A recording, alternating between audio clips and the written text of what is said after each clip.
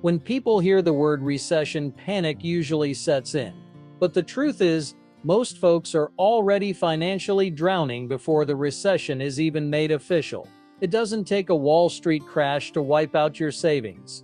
It takes months, sometimes years, of poor money habits, living above your means, and trusting the wrong financial advice. That's the trap. It's slow, it's sneaky, and by the time the economy actually tanks, the damage is already done for millions. They were never recession ready because they never thought they needed to be.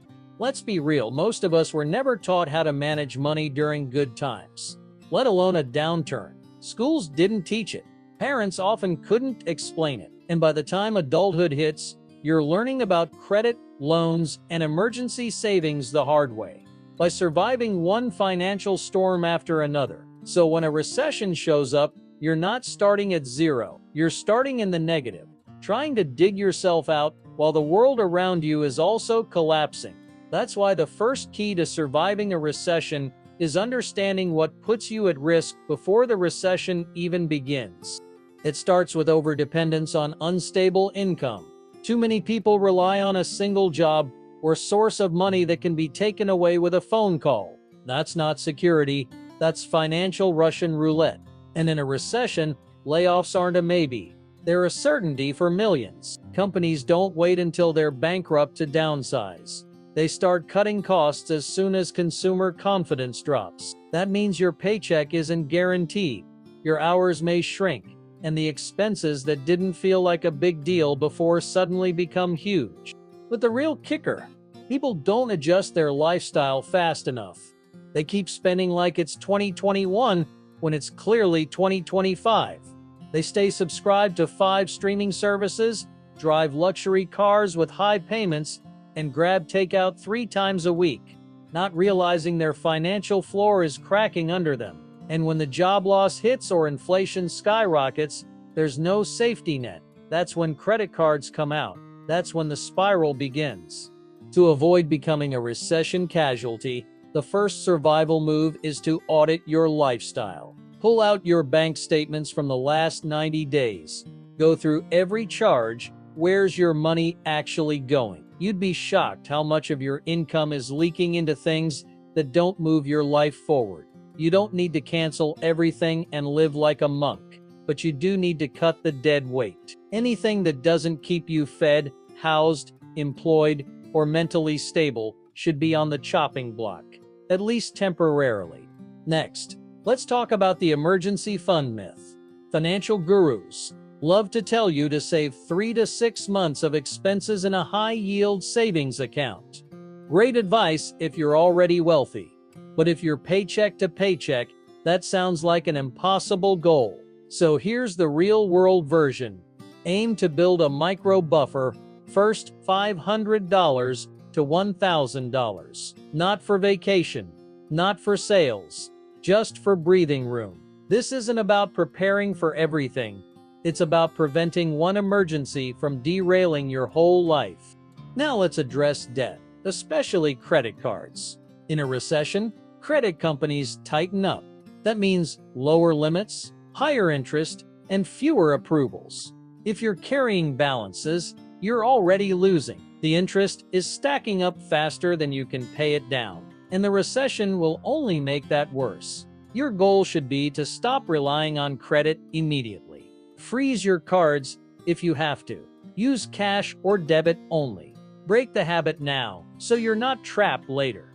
Another critical step, increase income, even just a little. During a recession, every extra dollar matters more than ever. That doesn't mean quitting your job to become a full-time entrepreneur. It could mean picking up weekend gigs, freelancing, tutoring online, selling unused items, or leveraging AI tools to create small digital income streams. You're not trying to get rich, you're trying to build cushion. A side hustle that brings in even $200, $500 a month can mean the difference between staying afloat and going under. But here's what most people miss. It's not just about money. It's about mindset. If you approach this recession with fear, you'll freeze. If you approach it with strategy, you'll adapt. People who survive recessions aren't always the smartest or the richest. They're the ones who stay flexible, move quickly, and stay focused on what they can control. They don't obsess over headlines. They obsess over cash flow, expenses, and opportunity. Let's break that down further. You can't control inflation, but you can't control your grocery bill. You can't control layoffs, but you can build a backup plan. You can't stop interest rates from rising, but you can't stop taking on new debt. Every financial decision you make right now either builds your defense or exposes a weakness. And the people who win this game are the ones who play smart defense before the other team even shows up. Also, let's not forget, recessions don't last forever, but the habits you form during them can. If you learn how to budget now, cut back smartly, and prioritize savings, you'll carry those skills into the next economic boom. And while everyone else is trying to play catch up, you'll already be 2 steps ahead. That's the hidden blessing of hard times. They force growth. They push discipline. They show you what really matters. And when you survive one, you walk into the next phase of your life more powerful than ever. So don't let fear guide your next move. Let awareness do it. The worst thing you can do in a recession is pretend it's not happening. The second worst thing is thinking you have no options. You do. They may not be glamorous or easy, but they're real, and they work. You just have to move before the damage is done. Let's talk about the paycheck, the most fragile part of your financial life during a recession. In good times, your income feels stable, predictable, safe. But during a downturn, that same job can evaporate overnight. Layoffs, hours cut, entire companies fold. And it's not personal. It's the economy tightening its grip. That's why the people who make it through recessions financially stable aren't just good savers, they're proactive earners. They don't wait for income loss to happen. They build shields before the storm.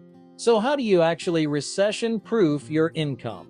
Let's start with this truth. No income is ever truly guaranteed, but some are far more secure than others. The first thing you must do is evaluate your current income stream. If your entire lifestyle relies on one paycheck from one job, you're in the danger zone. That's not stability. That's vulnerability. You need at least one backup source, even if it's small, because when the economy shifts, options are everything. Step 1. Identify your recession-resilient skills. These are things you already know how to do that the world still needs, even in a downturn. Think childcare, home repair, writing, design, customer service, tech support, tutoring, sales, healthcare, logistics. Not sure what yours are? Think about what people already ask you for help with, or what you've done at work that could be offered freelance. Your talents are your tools.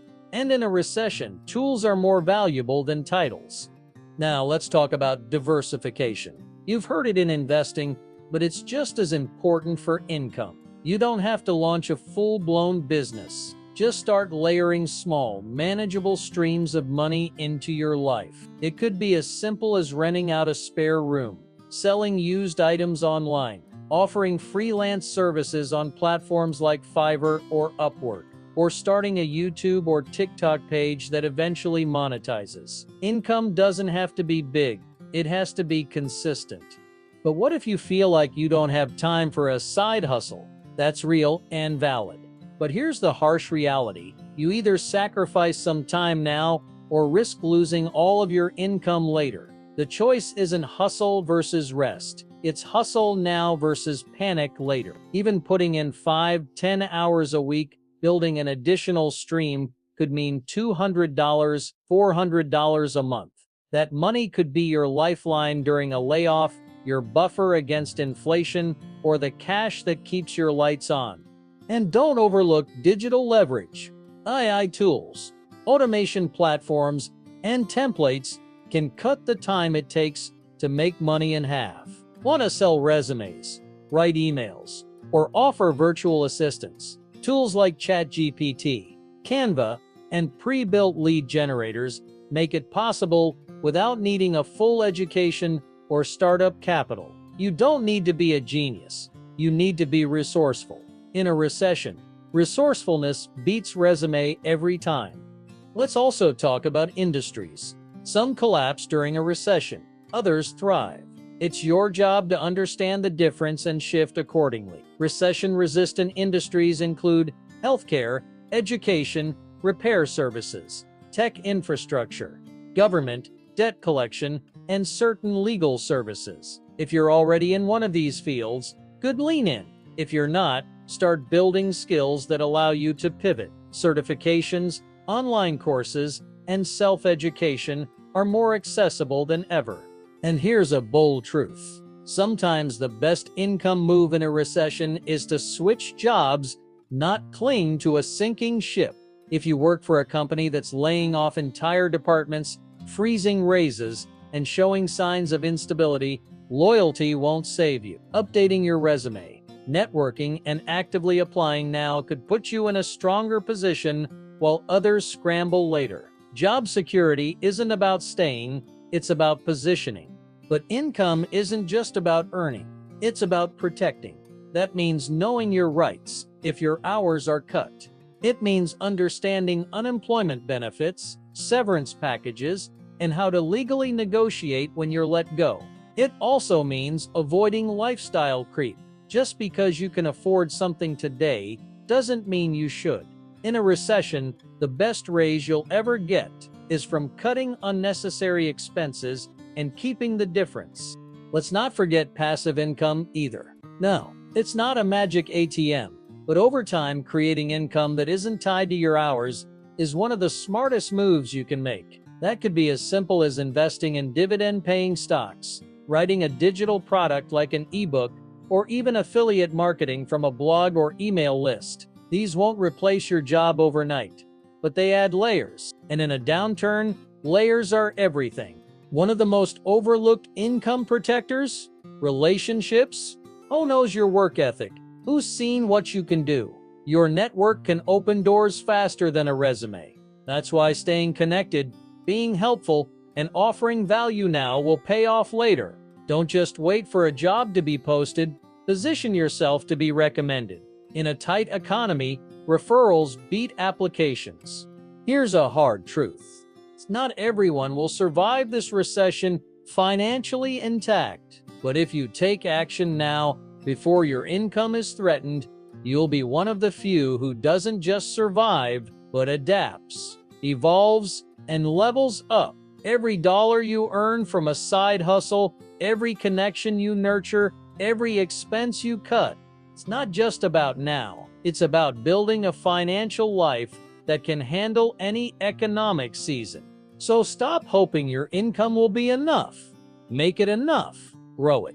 Protect it. Leverage it. And if that means learning a new skill, sacrificing a few weekends, or stepping outside your comfort zone, do it. You'll never regret becoming harder to break.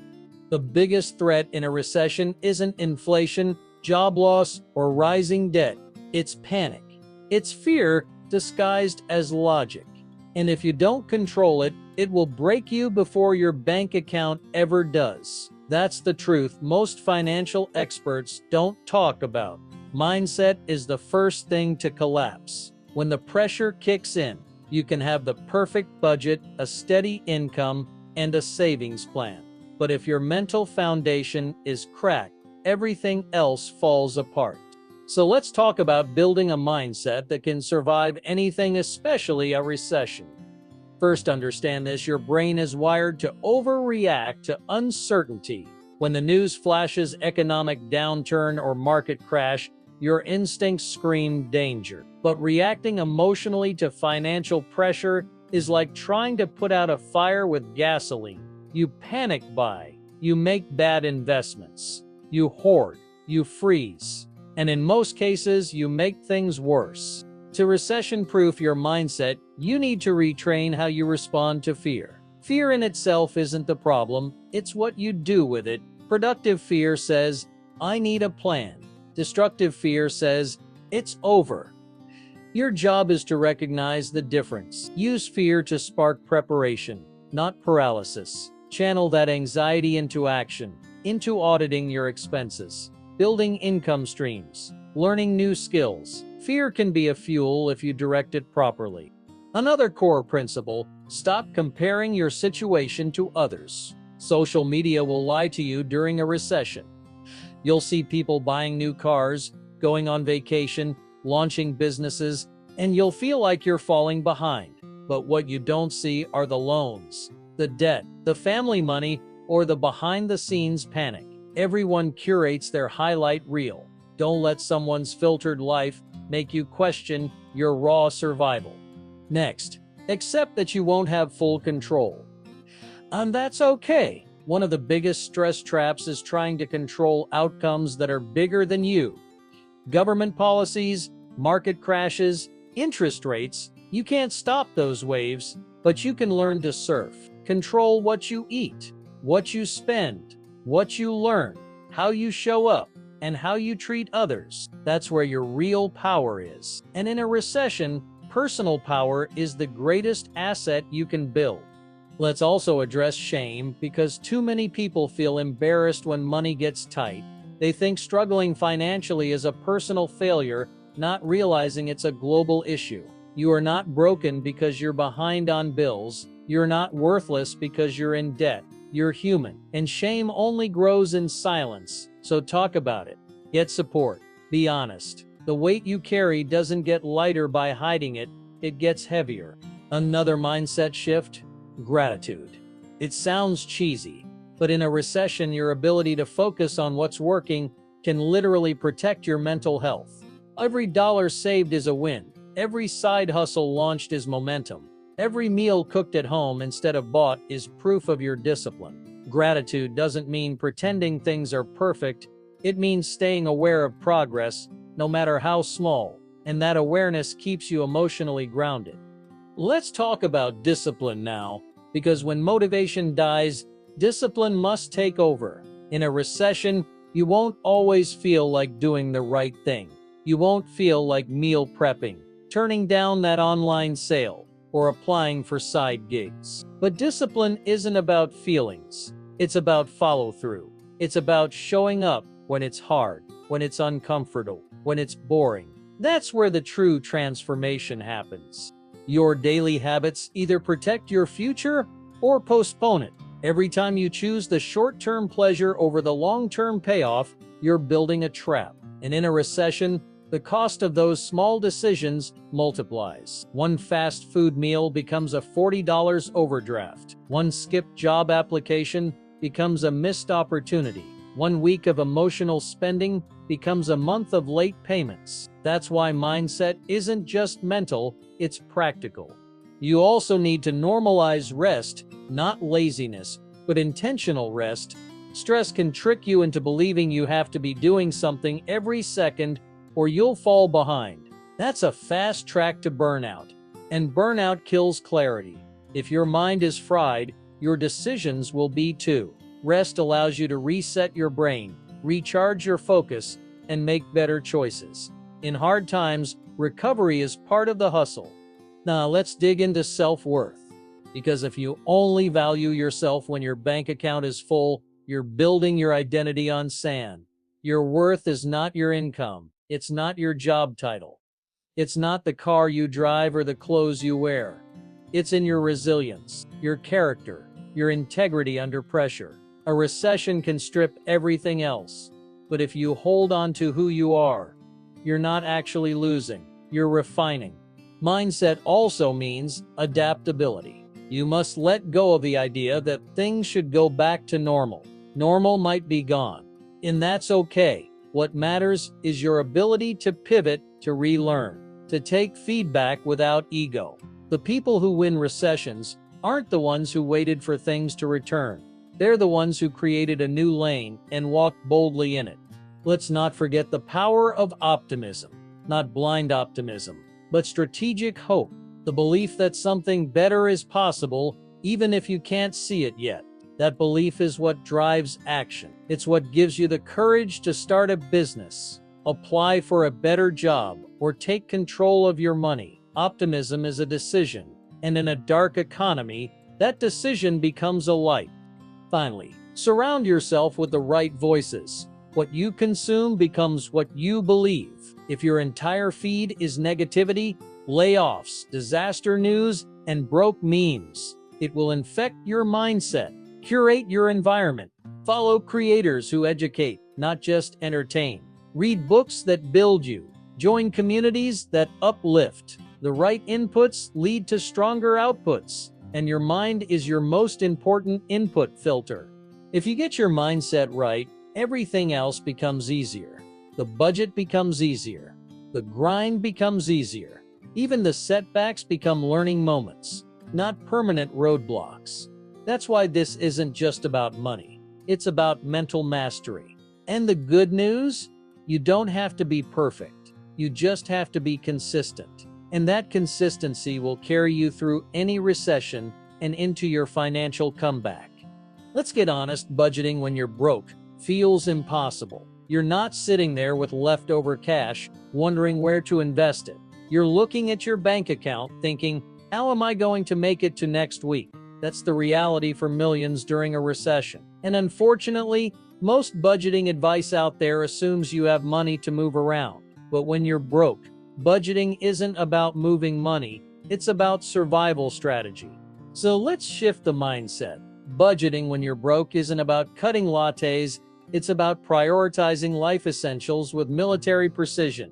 Think triage, not luxury. In medical emergencies, doctors treat the most critical wounds first. Your budget works the same way when money is tight. Food, housing, utilities, and transportation. Those are your first priorities. If you can't eat, sleep safely, keep the lights on, or get to work, everything else can wait.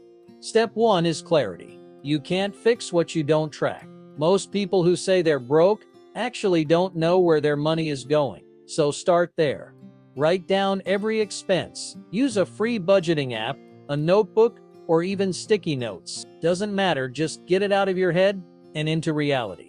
You might be shocked to find you're bleeding money on things that feel small in the moment, but add up fast. Step 2 is ranking your expenses.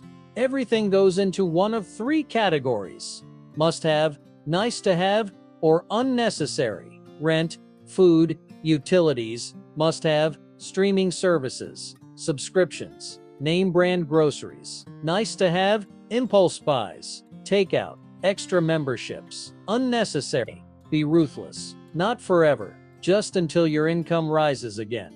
Every dollar must report for duty, or it gets fired. Next comes the zero-based budget. This is crucial for people with low or unstable income. The concept is simple. Every dollar you earn gets a job. If you bring in $1,000, you plan where every cent of that $1,000 will go. Nothing floats around, just in case. Even if you're only making enough to cover the bare minimum, you assign that money with intention. Rent covered, groceries covered, gas covered. Your money isn't small, it's strategic. Now let's address the unpredictable, because when you're broke, your income might fluctuate. That's where the 4-wall strategy comes in. Food, shelter, utilities, transportation, these are your non-negotiables. Everything else? Delay it, reduce it, or eliminate it for now. If you have to choose between a credit card payment and feeding your kids, you feed your kids. Credit can be repaired. Survival can't be paused. Let's talk groceries, because food costs are one of the easiest areas to overspend. Even when you think you're being frugal, the average broke household still wastes money on snacks, brand names, and eating out. The fix? Plan meals based on what's already in your kitchen. Use pantry staples. Cook in batches. Buy store brands, and stop grocery shopping without a list. That's how budgets die slow deaths in aisle 3. Transportation is next. If you drive, gas and maintenance are essential. But upgrades, car washes, and premium add-ons are not. Can you carpool, use public transit, ride a bike, walk? Every dollar saved on movement is a dollar that can go towards survival, and if your car note is crushing you, don't be afraid to downsize or refinance. Pride doesn't keep engines running. Cash does. Utilities matter too. If you're behind on bills, Call your providers and ask for hardship plans. Most companies, especially during recessions, have payment arrangements available. The mistake is waiting until you're deep in the hole. Call early, communicate, ask questions. You're not begging, you're being responsible. And that responsibility can keep your lights on without killing your budget. Let's break down debt. When you're broke, debt payments move to the bottom of your priority list. Yes, your credit score matters, but not more than feeding your family or keeping the water running. That doesn't mean you ignore debt forever. It means you pause aggressive repayment until stability returns. Focus on minimums only. Once your basics are secure, then you can attack debt again with strategy. Now let's talk income gaps. Even the tightest budget can't fix a math problem where your expenses exceed your income.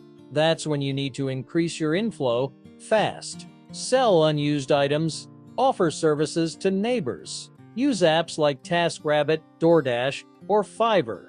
It might not be glamorous, but this isn't about status, it's about survival. Even an extra $50 a week can relieve pressure and prevent overdrafts.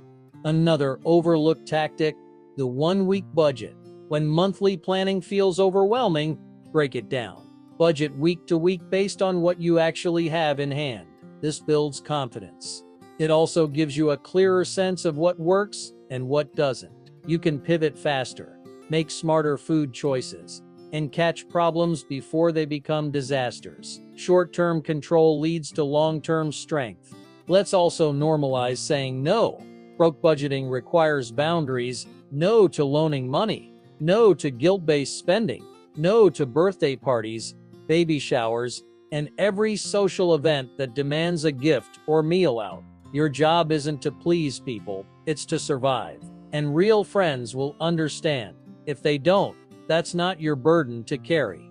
And yes, you still need to budget joy. Not big joy, not expensive joy, but something. Maybe it's a $5 treat on payday. Maybe it's a free park day with your family. Maybe it's an hour with no obligations. Just peace and music. Joy is fuel. Without it, you burn out. And burnout leads to self-sabotage. The kind where you say, I deserve this, and blow your budget on impulse. Guard your joy like a necessity, not a luxury.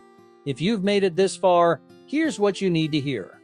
Budgeting while broke is an act of hope. It's you saying, I still believe I can win, even in this mess. That belief matters. It's what turns small habits into major transformations. You don't need perfect numbers. You need persistence. Track, adjust, cut, repeat. This is the gritty, unglamorous work that builds financial freedom. So don't let being broke define you. Let it refine you. Use it as fuel, as training. Because when things get better, and they will, you'll look back and realize you didn't just survive, you built strength that can't be shaken. The phrase emergency funds sounds great on paper until you look at your bank account and think, with what money? When you're already stretching every dollar just to cover rent, food, and gas, the idea of setting aside cash for some future emergency feels like a luxury reserved for people who aren't already in one. That's the paradox. You need an emergency fund the most when you can afford it the least. But here's the truth, building an emergency fund isn't about saving a lot of money. It's about saving consistently. It's not about having $10,000 sitting untouched. It's about creating a financial buffer.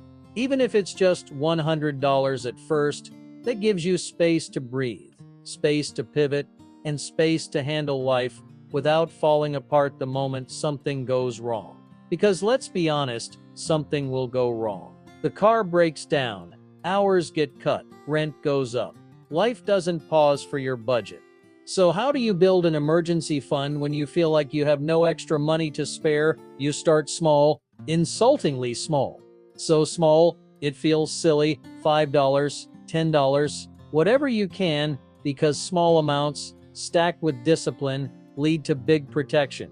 And the goal isn't perfection, it's progress. Every dollar you save is a vote for your future self. Step 1. Treat savings like a bill, not a bonus.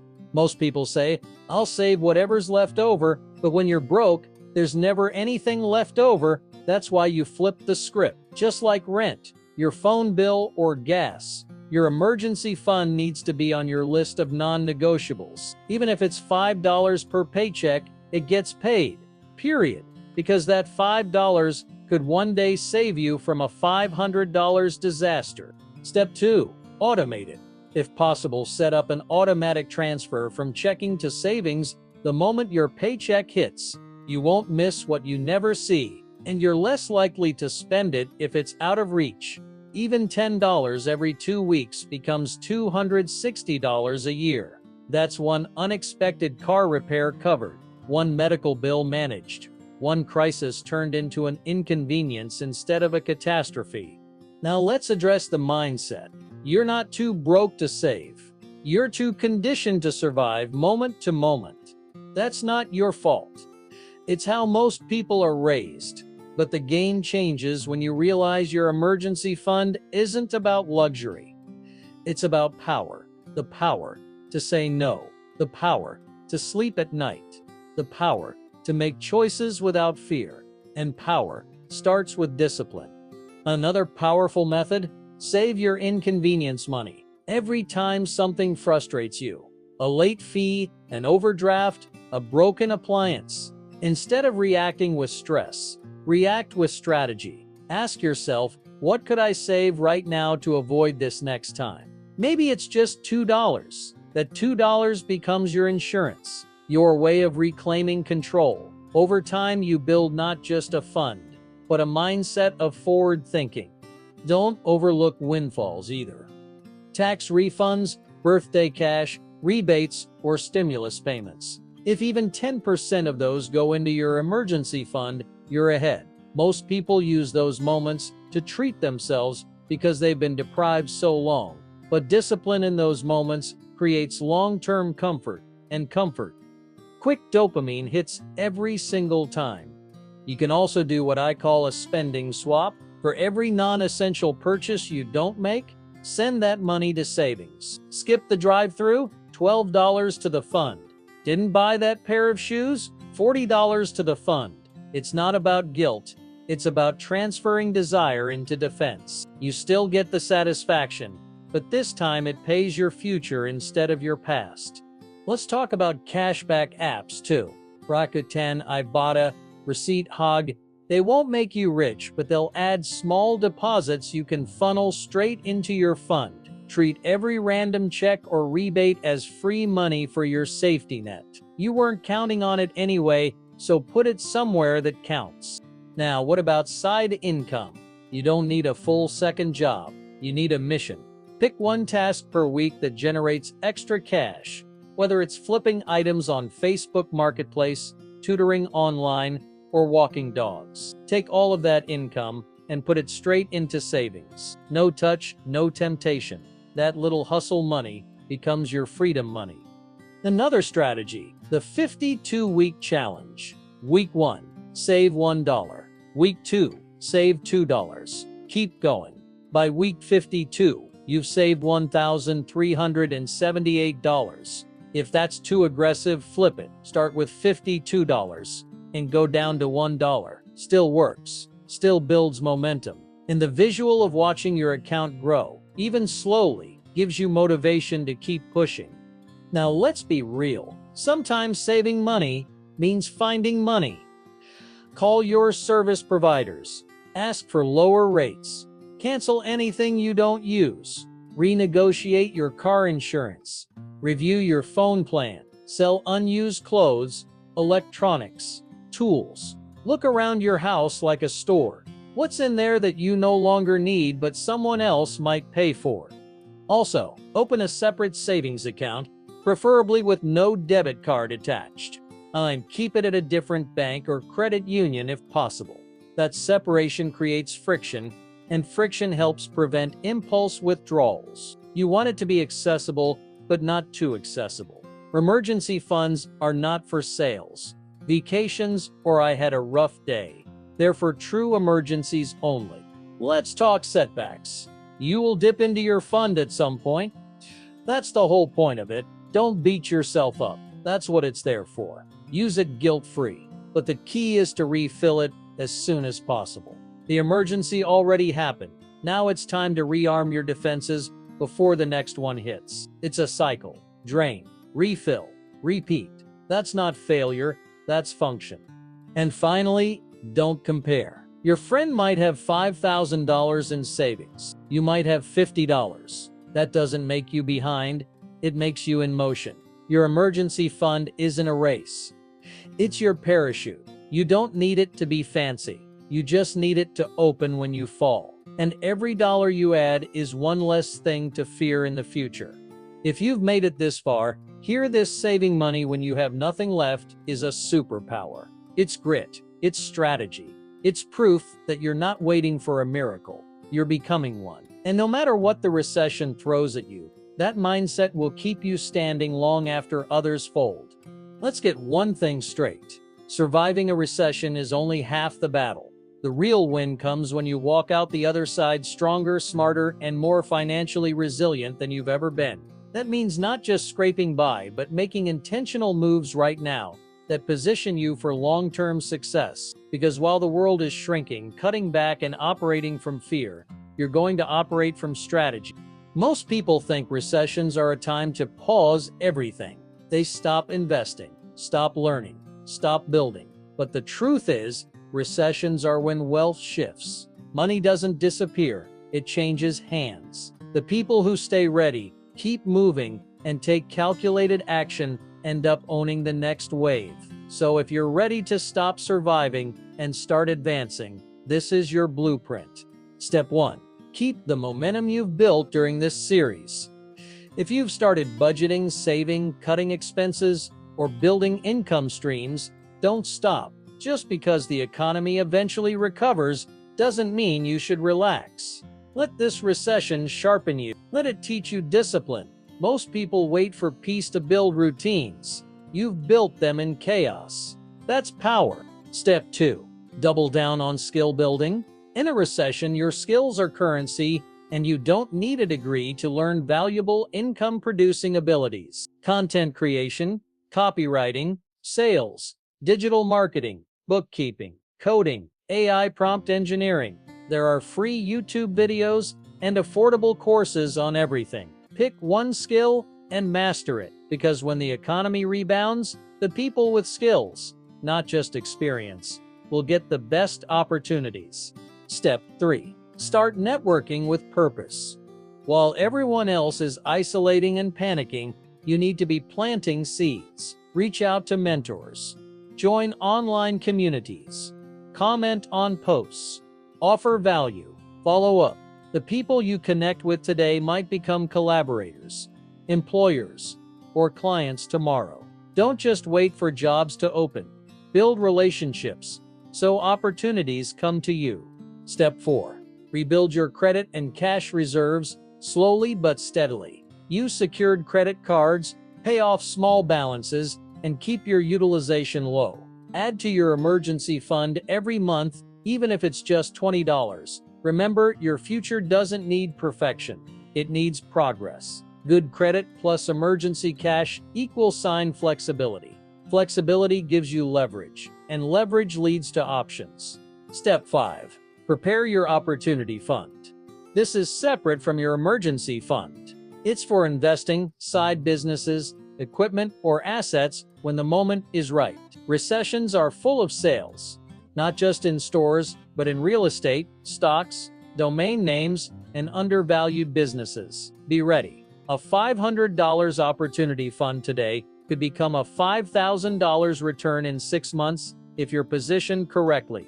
Now let's talk about mindset permanence. You've developed new mental muscles over the last 5 parts of this series. Budgeting with intensity, saving under pressure, learning while stressed. These aren't temporary survival tools. These are permanent strengths. Don't drop them just because things ease up. Keep the same habits. Maintain the same urgency. That's how you stay recession-proof even when times are good. Let's not forget routine. Winning in hard times requires rhythm. If you created a Sunday money check-in, a daily side hustle hour, or a no-spend challenge, keep it. Habits compound over time, and those boring, consistent behaviors will carry you through every season. It's not about hype, it's about discipline. And discipline wins when motivation fades.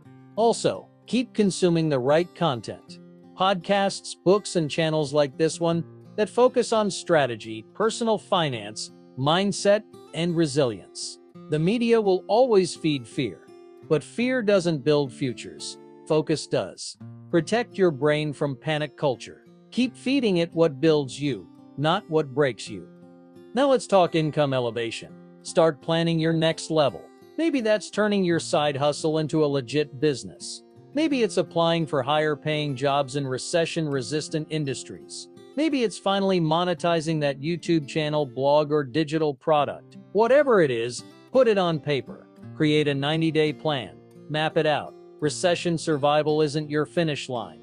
It's your launch pad. If you're in debt, now's the time to start crafting your debt destruction strategy. Smallest balances first, highest interest first, consolidation, whichever method fits your situation, pick one and execute. Because once your emergency fund is stable and your income is consistent, it's time to reclaim your peace from interest payments and creditor stress. And don't forget to help others. That's how you solidify what you've learned. Share this series with a friend. Offer budgeting help to a family member. Teach someone how to save. When you give away wisdom, you reinforce it in your own life. And in a world where everyone's struggling, being a light for someone else can change both of your outcomes. You also need to audit your identity. How do you see yourself now? Are you still stuck in a broke mindset? Or are you owning your new role as a strategist, a planner, a provider? Your identity shapes your habits, and habits shape your outcomes. If you believe you're still behind, you'll act like it. But if you believe you're capable of building generational wealth, even from the trenches, you'll move like it. So what can you do right now to come out of this stronger? Audit your money one more time. Track your weekly spending without judgment. Revisit your savings goals and set a new one. Choose one income skill to grow starting this week. Reconnect with one person who could elevate your career. Write down your 90-day financial comeback plan. Set a reminder to revisit that plan every Sunday. And finally, breathe. You're doing the work. You're ahead of most people already. This isn't just about surviving. It's about building a version of yourself that doesn't just react to economic pressure, but thrives in spite of it. You've already proven you can survive. Now prove that you can rise. Because the recession won't last forever, but the person you've become during it, that version is here to stay. And that version, they don't panic. They prepare. They execute. And they win. Welcome to your comeback. You've got this.